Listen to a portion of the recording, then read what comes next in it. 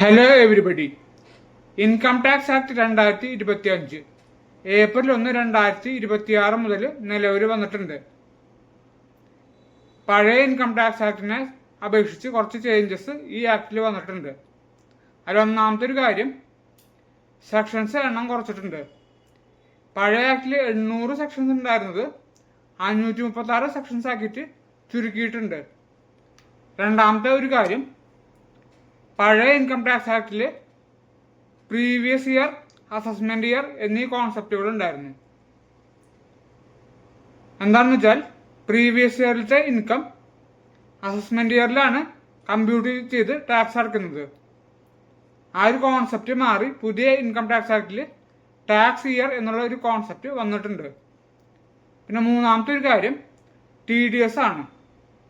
പഴയ income tax ആക്ടിൽ section 198 മുതൽ 194 വരെ ആ സെക്ഷൻസ് ഉണ്ടായിരുന്നു.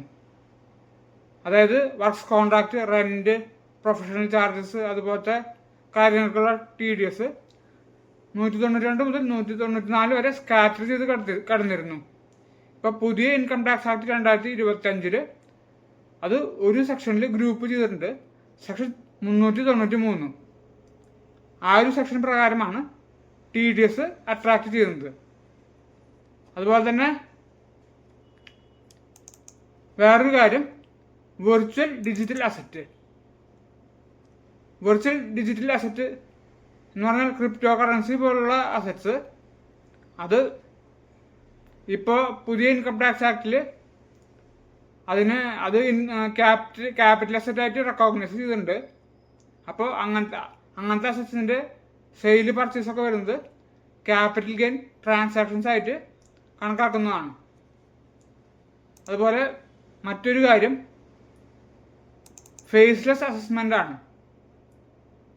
ഫേസ്ലെസ് അസസ്മെന്റ് എന്നുള്ളൊരു കോൺസെപ്റ്റ് പുതിയ ഇൻകം ടാക്സ് ആക്ട്, അതായത് ഇൻകം ടാക്സ് ആക്ട് 2025 കൊണ്ടുവന്നിട്ടുണ്ട്. ഇത് പ്രകാരം പേപ്പർ വർക്ക് കുറയ്ക്കുകയും അതുപോലെ തന്നെ എല്ലാ കാര്യങ്ങളും ഓൺലൈൻ ആയിരിക്കും. അപ്പോൾ പേപ്പർ വർക്ക് കുറയ്ക്കുകയും അതുപോലെ തന്നെ പ്രൊസീഡിങ്സിലെ ഡിലേ പരമാവധി ഒഴിവാക്കാനും ടാക്സ് ഇവേഷൻ പരമാവധി ഒഴിവാക്കാനും ഇതുകൊണ്ട് സാധിക്കും. ഇതൊക്കെയാണ് പുതിയ ഇൻകം ടാക്സ് ആക്ടിൽ വന്നിട്ടുള്ള മാറ്റങ്ങൾ. Thank you.